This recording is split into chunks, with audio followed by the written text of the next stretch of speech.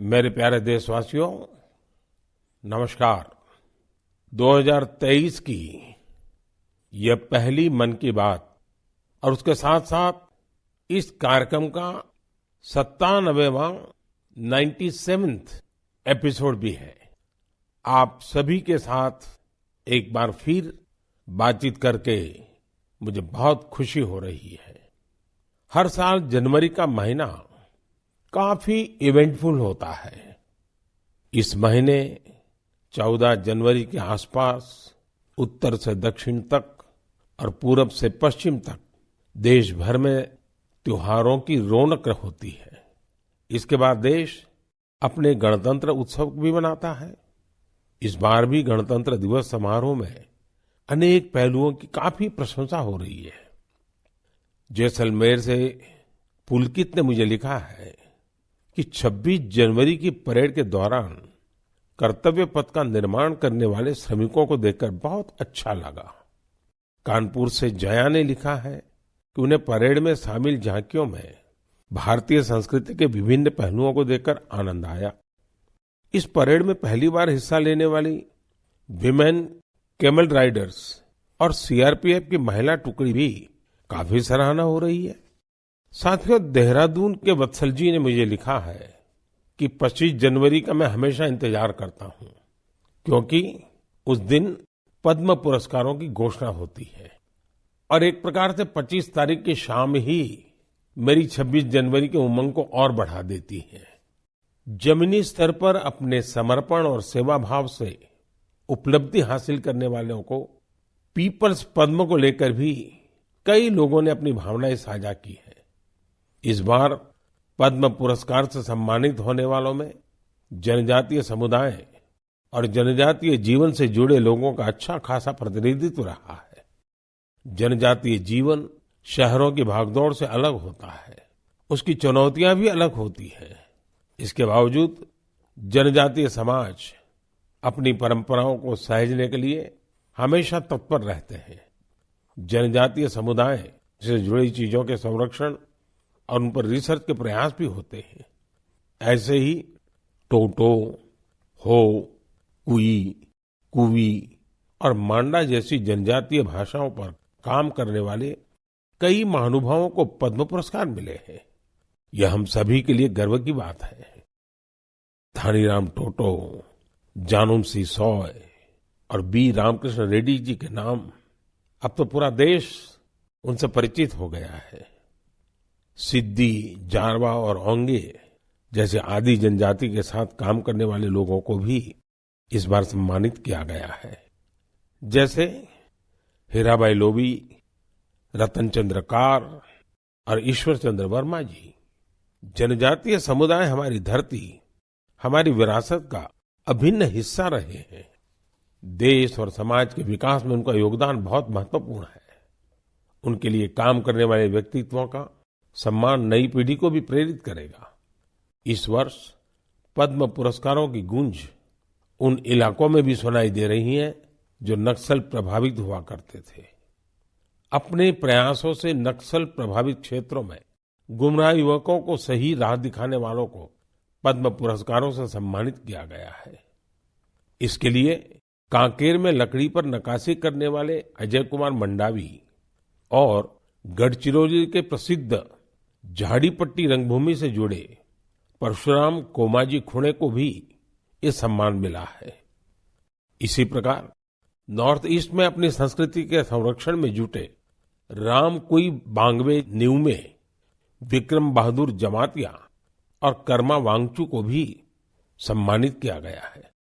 साथियों, इस बार पद्म पुरस्कार से सम्मानित होने वालों में कई ऐसे लोग शामिल हैं जिन्होंने संगीत की दुनिया को समृद्ध किया है। कौन होगा जिसको संगीत पसंद न हो? हर किसी की संगीत की पसंद अलग अलग हो सकती है, लेकिन संगीत हर किसी के जीवन का हिस्सा होता है। इस बार पद्म पुरस्कार पाने वालों में वो लोग हैं जो संतूर, बमहुम, द्वितारा जैसे हमारे पारंपरिक वाद्य यंत्र की धुन बिखेरने में महारत रखते हैं। गुलाम मोहम्मद जाज, मोआ सुपाऊ, सिंहबोर कुरकालाऊ, मुनि वेंकटप्पा और मंगल कांति राय, ऐसे कितने ही नाम हैं जिनकी चारों तरफ चर्चा हो रही है। साथियों, पद्म पुरस्कार पाने वाले अनेक लोग हमारे बीच के वो साथी हैं जिन्होंने हमेशा देश को सर्वोपरि रखा, राष्ट्र प्रथम के सिद्धांत के लिए अपना जीवन समर्पित कर दिया। वो सेवा भाव से अपने काम में लगे रहे और इसके लिए उन्हें कभी किसी पुरस्कार की आशा नहीं की। वो जिनके लिए काम कर रहे हैं, उनके चेहरे का संतोष ही उनके लिए सबसे बड़ा अवार्ड है। ऐसे समर्पित लोगों को सम्मानित करके हम देशवासियों का गौरव बढ़ा है। मैं सभी पद्म पुरस्कार विजेताओं के नाम भले ही यहां नहीं ले पाऊं, लेकिन आपसे मेरा आग्रह जरूर है कि आप पद्म पुरस्कार पाने वाले इन महानुभावों के प्रेरक जीवन के विषय में विस्तार से जानें और औरों को भी बताएं। साथियों, आज जब हम आजादी के अमृत महोत्सव के दौरान गणतंत्र दिवस की चर्चा कर रहे हैं, तो मैं यहाँ एक दिलचस्प किताब का भी जिक्र करूंगा। कुछ हफ्ते पहले ही मुझे मिली इस बुक में एक बहुत ही इंटरेस्टिंग सब्जेक्ट पर चर्चा की गई है। इस बुक का नाम India the mother of democracy है और इसमें कई बेहतरीन एसेज है। भारत दुनिया का सबसे बड़ा लोकतंत्र है और हम भारतीयों को इस बात का गर्व भी है कि हमारा देश मदर ऑफ डेमोक्रेसी भी है। लोकतंत्र हमारी रगों में है, हमारी संस्कृति में है। सदियों से यह हमारे कामकाज का भी एक अभिन्न हिस्सा रहा है। स्वभाव से हम एक डेमोक्रेटिक सोसाइटी है। डॉक्टर अंबेडकर ने बौद्ध भिक्षु संघ की तुलना भारतीय संसद से की थी। उन्होंने उसे एक ऐसी संस्था बताया था जहां मोशंस, रिजोल्यूशंस, कोरम, वोटिंग और वोटों की गिनती के लिए कई नियम थे। बाबा साहब का मानना था कि भगवान बुद्ध को इसकी प्रेरणा उस समय की राजनीतिक व्यवस्थाओं से मिली होगी। तमिलनाडु में एक छोटा लेकिन चर्चित गांव है उतिर मेरूर। यहाँ 1100-1200 साल पहले का एक शिलालेख दुनिया भर को अचंभित करता है। यह शिलालेख एक मिनी कॉन्स्टिट्यूशन की तरह है। इसमें विस्तार से बताया गया है कि ग्राम सभा का संचालन कैसे होना चाहिए और उसके सदस्यों के चयन की प्रक्रिया क्या हो। हमारे देश के इतिहास में डेमोक्रेटिक वैल्यूज का एक और उदाहरण है 12वीं सदी के भगवान बसवेश्वर का अनुभव मंडपम। यहाँ फ्री डिबेट और डिस्कशन को प्रोत्साहन दिया जाता था। आपको ये जानकर हैरानी होगी कि यह माग्ना कार्टा से भी पहले की बात है। वारंगल के काकीय वंश के राजाओं की गणतांत्रिक परंपराएं भी बहुत प्रसिद्ध थी। भक्ति आंदोलन ने पश्चिमी भारत में लोकतंत्र की संस्कृति को आगे बढ़ाया। बुक में सिख पंथ की लोकतांत्रिक भावना पर भी एक लेख को शामिल किया गया है, जो गुरु नानक देव जी के सर्वसम्मति से लिए गए निर्णयों पर प्रकाश डालता है। मध्य भारत की उरांव और मुंडा जनजातियों में कम्युनिटी ड्रिवन और कॉन्सेंसस ड्रिवन डिसीजन पर भी इस किताब में अच्छी जानकारी है। आप इस किताब को पढ़ने के बाद महसूस करेंगे कि कैसे देश के हर हिस्से में सदियों से लोकतंत्र की भावना प्रवाहित होती रही है। मदर ऑफ डेमोक्रेसी के रूप में हमें निरंतर इस विषय का गहन चिंतन भी करना चाहिए, चर्चा भी करना चाहिए और दुनिया को अवगत भी कराना चाहिए। इससे देश में लोकतंत्र की भावना और प्रगाढ़ होगी। मेरे प्यारे देशवासियों, अगर मैं आपसे पूछूं कि योग दिवस और हमारे विभिन्न तरह के मोटे अनाजों मिलेट्स में क्या कॉमन है, तो आप सोचेंगे ये भी क्या तुलना हुई। अगर मैं आपसे कहूं कि दोनों में काफी कुछ कॉमन है, तो आप हैरान हो जाएंगे। दरअसल संयुक्त राष्ट्र ने इंटरनेशनल योगा डे और इंटरनेशनल ईयर ऑफ मिलेट्स दोनों का ही निर्णय भारत के प्रस्ताव के बाद लिया है। दूसरी बात ये कि योग भी स्वास्थ्य से जुड़ा है और मिलेट्स भी सेहत में महत्वपूर्ण भूमिका निभाता है। तीसरी बात और महत्वपूर्ण है, दोनों ही अभियानों में जन भागीदारी की वजह से क्रांति आ रही है। जिस तरह लोगों ने व्यापक स्तर पर सक्रिय भागीदारी करके योग और फिटनेस को अपने जीवन का हिस्सा बनाया है, उसी तरह मिलेट्स को भी लोग बड़े पैमाने पर अपना रहे हैं। लोग अब मिलेट्स को अपने खानपान का हिस्सा बना रहे हैं। इस बदलाव का बहुत बड़ा प्रभाव भी दिख रहा है। इससे एक तरफ वो छोटे किसान बहुत उत्साहित हैं जो पारंपरिक रूप से मिलेट्स का उत्पादन करते थे। वो इस बात से बहुत खुश हैं कि दुनिया अब मिलेट्स का महत्व समझने लगी है। दूसरी तरफ एफपीओ और एंटरप्रेन्योर्स ने मिलेट्स को बाजार तक पहुंचाने और उसे लोगों तक उपलब्ध कराने के प्रयास शुरू कर दिए हैं। आंध्र प्रदेश के नांदयाल जिले के रहने वाले केवी रामा सुब्बा रेड्डी जी ने मिलेट्स के लिए अच्छी खासी सैलरी वाली नौकरी छोड़ दी। माँ के हाथों से बने मिलेट्स के पकवानों का स्वाद कुछ ऐसा रचा बसा था कि इन्होंने अपने गांव में बाजरे की प्रोसेसिंग यूनिट ही शुरू कर दी। सुब्बा रेड्डी जी लोगों को बाजरे के फायदे भी बताते हैं और उसे आसानी से उपलब्ध भी कराते हैं। महाराष्ट्र में अलीबाग के पास केनाड गांव की रहने वाली शर्मिला ओसवाल जी पिछले 20 साल से मिलेट्स की पैदावार में यूनिक तरीके से योगदान दे रही है। वो किसानों को स्मार्ट एग्रीकल्चर की ट्रेनिंग दे रही है। उनके प्रयासों से न सिर्फ मिलेट्स की उपज बढ़ी है, बल्कि किसानों की आय में भी वृद्धि हुई है। अगर आपको छत्तीसगढ़ के रायगढ़ जाने का मौका मिले तो यहाँ के मिलेट्स कैफे जरूर जाइएगा। कुछ ही महीने पहले शुरू हुए इस मिलेट्स कैफे में चीला, डोसा, मोमोज, पिज्जा और मंचूरियन जैसे आइटम खूब पॉपुलर हो रहे हैं। मैं आपसे एक और बात पूछूं, आपने एंटरप्रेन्योर शब्द सुना होगा, लेकिन क्या आपने मिलेटप्रेन्योर सुना है क्या? ओडिशा की मिलेटप्रेन्योर्स आजकल खूब सुर्खियों में है। आदिवासी जिले सुंदरगढ़ की करीब 1,500 महिलाओं का self help group Odisha millets mission से जुड़ा हुआ है। यहाँ महिलाएं मिलेट से कुकीज, रसगुल्ला, गुलाब जामुन और केक तक बना रही है। बाजार में इनकी खूब डिमांड होने से महिलाओं की आमदनी भी बढ़ रही है।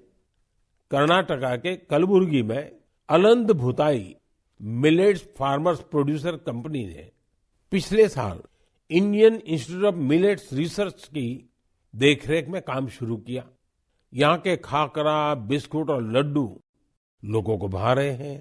कर्नाटका के ही बीदर जिले में हुलसूर मिलेट प्रोड्यूसर कंपनी से जुड़ी महिलाएं मिलेट्स की खेती के साथ ही उसका आटा भी तैयार कर रही है। इससे इसकी कमाई भी काफी बढ़ रही है।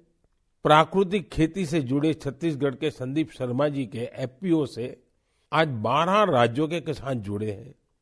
बिलासपुर का यह एफपीओ 8 प्रकार के मिलेट्स का आटा और उसके व्यंजन बना रहा है। साथियों, आज हिंदुस्तान के कोने कोने में G20 की समिट्स लगातार चल रही है और मुझे खुशी है कि देश के हर कोने में जहां भी G20 की समिट हो रही है, मिलेट से बने पौष्टिक और स्वादिष्ट व्यंजन उसमें शामिल होते हैं। यहाँ बाजार से बनी खिचड़ी, पोहा, खीर और रोटी के साथ ही रागी से बने पायसम, पूड़ी और डोसा जैसे व्यंजन भी परोसे जाते हैं। G20 के सभी वेन्यूज पर मिलेट एग्जीबिशन में मिलेट से बनी हेल्थ ड्रिंक, सीरियल्स और नूडल्स को शोकेस किया गया। दुनिया भर में इंडियन मिशंस भी इनकी लोकप्रियता बढ़ाने के लिए भरपूर प्रयास कर रहे हैं। आप कल्पना कर सकते हैं कि देश का ये प्रयास और दुनिया में बढ़ने वाली मिलेट्स की डिमांड हमारे छोटे किसानों को कितनी ताकत देने वाली है। मुझे देखकर भी अच्छा लगता है कि आज जितने तरह की नई नई चीजें मिलेट से बनने लगी हैं, वो युवा पीढ़ी को भी उतनी ही पसंद आ रही है। इंटरनेशनल ईयर ऑफ मिलेट्स की ऐसी शानदार शुरुआत के लिए और उसको लगातार आगे बढ़ाने के लिए मैं मन की बात के श्रोताओं को भी बधाई देता हूं। मेरे प्यारे देशवासियों, जब आपसे कोई टूरिस्ट हब गोवा की बात करता है तो आपके मन में क्या ख्याल आता है? स्वाभाविक है, गोवा का नाम आते ही सबसे पहले यहाँ की खूबसूरत कोस्टलाइन, बीचेस और पसंदीदा खान पान की बातें ध्यान में आने लगती है। लेकिन गोवा में इस महीने कुछ ऐसा हुआ जो बहुत सुर्खियों में है। आज मन की बात में मैं इसे आप सबके साथ साझा करना चाहता हूं। गोवा में हुआ ये इवेंट है पर्पल फेस्ट। इस फेस्ट को 6 से 8 जनवरी तक पणजी में आयोजित किया गया। दिव्यांग जनों के कल्याण को लेकर यह अपने आप में एक अनूठा प्रयास था। पर्पल फेस्ट कितना बड़ा मौका था, इसका अंदाजा आप सभी इस बात से लगा सकते हैं कि 50,000 से भी ज्यादा हमारे भाई बहन इसमें शामिल हुए। यहाँ आए लोग इस बात को लेकर रोमांचित थे कि वो अब मिरामार बीच घूमने का भरपूर आनंद उठा सकते हैं। दरअसल मिरामार बीच हमारे दिव्यांग भाई बहनों के लिए गोवा के एक्सेसिबल बीचेस में से एक बन गया है। यहाँ पर cricket tournament, table tennis tournament, marathon competition के साथ ही एक डीप ब्लाइंड कन्वेंशन भी आयोजित किया गया। यहाँ यूनिक बर्ड वॉचिंग प्रोग्राम के अलावा एक फिल्म भी दिखाई गई। इसके लिए विशेष इंतजाम किए गए थे ताकि हमारे सभी दिव्यांग भाई बहन और बच्चे इसका पूरा आनंद ले सके। पर्पल फेस्ट की एक खास बात, इसमें देश के प्राइवेट सेक्टर की भागीदारी भी रही। उनकी ओर से ऐसे प्रोडक्ट्स को शोकेस किया गया जो दिव्यांग फ्रेंडली है। इस फेस्ट में दिव्यांग कल्याण के प्रति जागरूकता बढ़ाने के अनेक प्रयास देखे गए। पर्पल फेस्ट को सफल बनाने के लिए मैं इसमें हिस्सा लेने वाले सभी लोगों को बधाई देता हूं। इसके साथ ही उन वॉलंटियर्स का भी अभिनंदन करता हूं जिन्होंने इसे ऑर्गेनाइज करने के लिए रात दिन एक कर दिए। मुझे पूरा विश्वास है कि एक्सेसिबल इंडिया के हमारे विजन को साकार करने में इस प्रकार के अभियान बहुत ही कारगर साबित होंगे।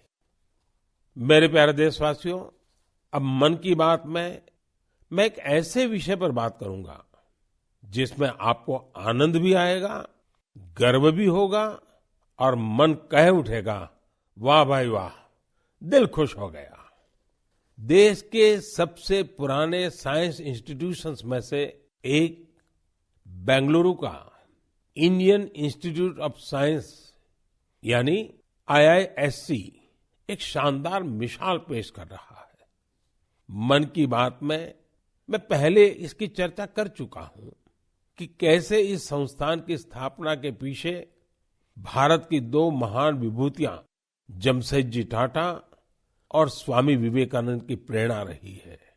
तो आपको और मुझे आनंद और गर्व दिलाने वाली बात यह है कि साल 2022 में इस संस्थान के नाम कुल 145 पेटेंट्स रहे हैं। इसका मतलब है हर 5 दिन में 2 पेटेंट्स। ये रिकॉर्ड अपने आप में अद्भुत है। इस सफलता के लिए मैं IISc की टीम को भी बधाई देना चाहता हूं। साथियों, आज पेटेंट फाइलिंग में भारत की रैंकिंग 7वीं और ट्रेडमार्क्स में 5वीं है। सिर्फ पेटेंट्स की बात करें तो पिछले 5 वर्षों में इसमें करीब 50% की वृद्धि हुई है। ग्लोबल इनोवेशन इंडेक्स में भी भारत की रैंकिंग में जबरदस्त सुधार हुआ है और अब वो 40वें पर आ पहुंची है, जबकि 2015 में भारत ग्लोबल इनोवेशन इंडेक्स में 80 नंबर के भी पीछे था। एक और दिलचस्प बात मैं आपको बताना चाहता हूं। भारत में पिछले 11 वर्षों में पहली बार डोमेस्टिक पेटेंट फाइलिंग की संख्या फॉरेन फाइलिंग से अधिक देखी गई है। ये भारत के बढ़ते हुए वैज्ञानिक सामर्थ्य को भी दिखाता है। साथियों, हम सभी जानते हैं कि 21वीं सदी की ग्लोबल इकोनॉमी में नॉलेज ही सर्वोपरि है। मुझे विश्वास है कि भारत के टेकेड का सपना हमारे इनोवेटर्स और उनके पेटेंट्स के दम पर जरूर पूरा होगा। इससे हम सभी अपने ही देश में तैयार वर्ल्ड क्लास टेक्नोलॉजी और प्रोडक्ट का भरपूर लाभ ले सकेंगे। मेरे प्यारे देशवासियों, नमो ऐप पर मैंने तेलंगाना के इंजीनियर विजय जी की एक पोस्ट देखी। इसमें विजय जी ने ई वेस्ट के बारे में लिखा है। विजय जी का आग्रह है कि मैं मन की बात में इस पर चर्चा करूं। इस कार्यक्रम में पहले भी हमने वेस्ट टू वेल्थ यानी कचरे से कंचन के बारे में बातें की है, लेकिन आइए आज इसी से जुड़ी ई वेस्ट की चर्चा करते हैं।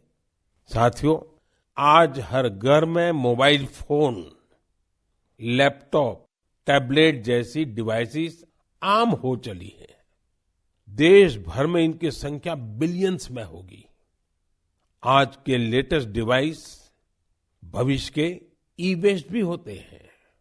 जब भी कोई नई डिवाइस खरीदता है या फिर अपनी पुरानी डिवाइस को बदलता है, तो यह ध्यान रखना जरूरी हो जाता है कि उसे सही तरीके से डिस्कार्ड किया जाता है या नहीं। अगर ई वेस्ट को ठीक से डिस्पोज नहीं किया गया तो यह हमारे पर्यावरण को भी नुकसान पहुंचा सकता है। लेकिन अगर सावधानी पूर्वक ऐसा किया जाता है तो ये रिसाइकल और रीयूज की सर्कुलर इकोनॉमी की बहुत बड़ी ताकत बन सकता है। संयुक्त राष्ट्र की एक रिपोर्ट में बताया गया था कि हर साल 50 मिलियन टन ई वेस्ट फेंका जा रहा है। आप अंदाजा लगा सकते हैं कि कितना होता है। मानव इतिहास में जितने कमर्शियल प्लेन बने हैं, उन सभी का वजन मिला दिया जाए तो भी जितना ई वेस्ट निकल रहा है उसके बराबर नहीं होगा। ये ऐसा है जैसे हर सेकंड 800 लैपटॉप फेंक दिए जा रहे हो। आप जानकर चौंक जाएंगे कि अलग अलग प्रोसेस के जरिए इस ई वेस्ट से करीब 17 प्रकार के प्रेशियस मेटल्स निकाले जा सकते हैं। इसमें गोल्ड, सिल्वर, कॉपर और निकल शामिल है। इसलिए ई वेस्ट का सदुपयोग करना कचरे को कंचन बनाने से कम नहीं है। आज ऐसे स्टार्टअप्स की कमी नहीं जो इस दिशा में इनोवेट काम कर रहे हैं। आज करीब 500 ई वेस्ट रिसाइकलर्स इस क्षेत्र से जुड़े हैं और बहुत सारे नए उद्यमियों को भी इससे जोड़ा जा रहा है। इस सेक्टर ने हजारों लोगों को सीधे तौर पर रोजगार भी दिया है। बेंगलुरु की ई परिसरा ऐसे ही एक प्रयास में जुटी है। इसने प्रिंटेड सर्किट बोर्ड्स की कीमती धातुओं को अलग करके ही स्वदेशी टेक्नोलॉजी विकसित की है। इसी तरह मुंबई में काम कर रही इकोरिको ने मोबाइल ऐप से ई वेस्ट को कलेक्ट करने का सिस्टम तैयार किया है। उत्तराखंड के रुड़की की एटेरो रिसाइकलिंग ने तो इस क्षेत्र में दुनिया भर में कई पेटेंट्स हासिल किए हैं। इसने भी खुद की ई वेस्ट रिसाइकल टेक्नोलॉजी तैयार कर काफी नाम कमाया है।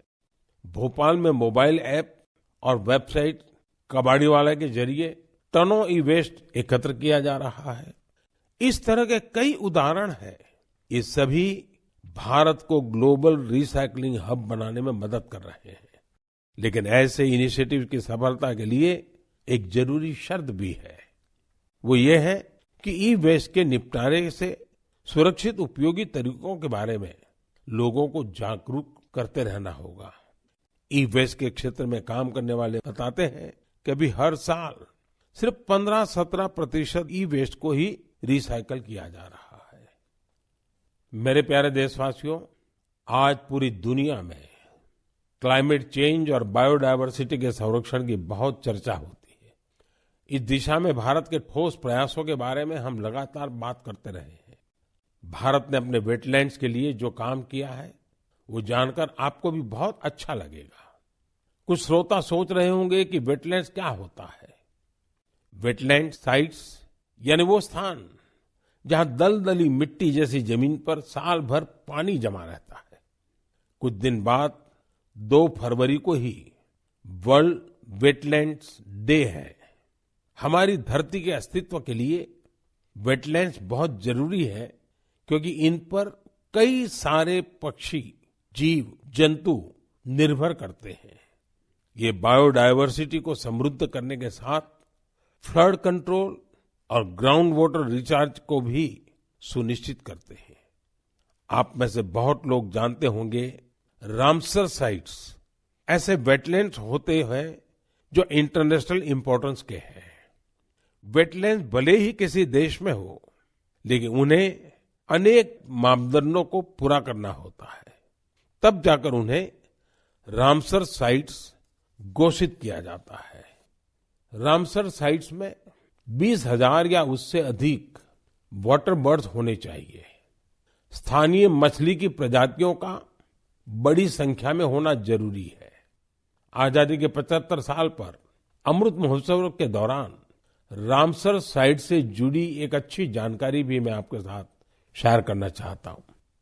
हमारे देश में अब रामसर साइट्स की कुल संख्या 75 हो गई है, जबकि 2014 के पहले देश में सिर्फ 26 रामसर साइट्स थी। इसके लिए स्थानीय समुदाय बधाई के पात्र हैं, जिन्होंने इस बायोडायवर्सिटी को संजो कर रखा है। यह प्रकृति के साथ सद्भाव पूर्वक रहने की हमारी सदियों पुरानी संस्कृति और परंपरा का भी सम्मान है। भारत के ये वेटलैंड्स हमारी प्राकृतिक सामर्थ्य का भी उदाहरण है। ओडिशा की चिल्का झील को 40 से अधिक वाटर बर्ड स्पीशीज को आश्रय देने के लिए जाना जाता है।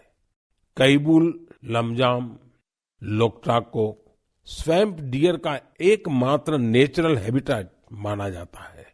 तमिलनाडु के वेर्थांगल को 2022 में रामसर साइट घोषित किया गया। यहाँ की बर्ड पॉपुलेशन को संरक्षित करने का पूरा श्रेय आसपास के किसानों को जाता है। कश्मीर में पंजाथ नाग समुदाय एनुअल फ्रूट ब्लॉसम फेस्टिवल के दौरान एक दिन को विशेष तौर पर गांव के झरने की साफ सफाई में लगाता है। वर्ल्ड्स रामसर साइट में अधिकतर यूनिक कल्चरल हेरिटेज भी है। मणिपुर का लोकटाक और पवित्र झील रेणुका से वहां की संस्कृतियों का गहरा जुड़ाव रहा है। इसी प्रकार संभार का नाता मां दुर्गा के अवतार शाकंभरी देवी से भी है। भारत में वेटलैंड्स का ये विस्तार उन लोगों की वजह से संभव हो पा रहा है जो रामसर साइट्स के आसपास रहते हैं। मैं ऐसे सभी लोगों की बहुत सराहना करता हूं। मन की बात के श्रोताओं की तरफ से उन्हें शुभकामनाएं देता हूं। मेरे प्यारे देशवासियों, इस बार हमारे देश में, खासकर उत्तर भारत में खूब कड़ाके की सर्दी पड़ी। इस सर्दी में लोगों ने पहाड़ों पर बर्फबारी का मजा भी खूब लिया। जम्मू कश्मीर से कुछ ऐसी तस्वीरें आई जिन्होंने पूरे देश का मन मोह लिया। सोशल मीडिया पर तो पूरी दुनिया के लोग इन तस्वीरों को पसंद कर रहे हैं। बर्फबारी की वजह से हमारी कश्मीर घाटी हर साल की तरह इस बार भी बहुत खूबसूरत हो गई है। बनिहाल से बड़गाम जाने वाली ट्रेन की वीडियो को भी लोग खासकर पसंद कर रहे हैं। खूबसूरत बर्फबारी, चारों ओर सफेद चादर सी बर्फ। लोग कह रहे हैं कि ये दृश्य परिलोक की कथाओं सा लग रहा है। कई लोग कह रहे हैं कि ये किसी विदेश की नहीं, बल्कि अपने ही देश में कश्मीर की तस्वीरें हैं। एक सोशल मीडिया यूजर ने लिखा है कि स्वर्ग इससे ज्यादा खूबसूरत और क्या होगा। ये बात बिल्कुल सही है। तभी तो कश्मीर को धरती का स्वर्ग कहा जाता है। आप भी इन तस्वीरों को देखकर कश्मीर के शहर जाने का जरूर सोच रहे होंगे। मैं चाहूंगा आप खुद भी जाइए और अपने साथियों को भी ले जाइए। कश्मीर में बर्फ से ढके पहाड़, प्राकृतिक सौंदर्य के साथ साथ और भी बहुत कुछ देखने जानने के लिए है। जैसे कि कश्मीर के सैयदाबाद में विंटर गेम्स आयोजित किए गए। इन गेम की थीम थी स्नो क्रिकेट। आप सोच रहे होंगे कि स्नो क्रिकेट तो ज्यादा ही रोमांचक खेल होगा। आप बिल्कुल सही सोच रहे हैं। कश्मीरी युवा बर्फ के बीच क्रिकेट को और भी अद्भुत बना देते हैं। इसके जरिए कश्मीर में ऐसे युवा खिलाड़ियों की तलाश भी होती है जो आगे चलकर टीम इंडिया के तौर पर खेलेंगे। ये भी एक तरह से खेलो इंडिया मूवमेंट का ही विस्तार है। कश्मीर में युवाओं में खेलों को लेकर बहुत उत्साह बढ़ रहा है। आने वाले समय में इनमें से कई युवा देश के लिए मेडल जीतेंगे, तिरंगा लहराएंगे। मेरा आपको सुझाव होगा कि अगली बार जब आप कश्मीर की यात्रा प्लान करें तो इन तरह के आयोजनों को देखने के लिए भी समय निकालें। ये अनुभव आपकी यात्रा को और भी यादगार बना देंगे। मेरे प्यारे देशवासियों, गणतंत्र को मजबूत करने के हमारे प्रयास निरंतर चलते रहने चाहिए। गणतंत्र मजबूत होता है जनभागीदारी से, सबका प्रयास से, देश के प्रति अपने अपने कर्तव्यों को निभाने से। और मुझे संतोष है कि हमारा मन की बात ऐसे कर्तव्यनिष्ठ सेनानियों की बुलंद आवाज है। अगली बार फिर से मुलाकात होगी ऐसे कर्तव्यनिष्ठ लोगों की दिलचस्प और प्रेरक गाथाओं के साथ। बहुत बहुत धन्यवाद।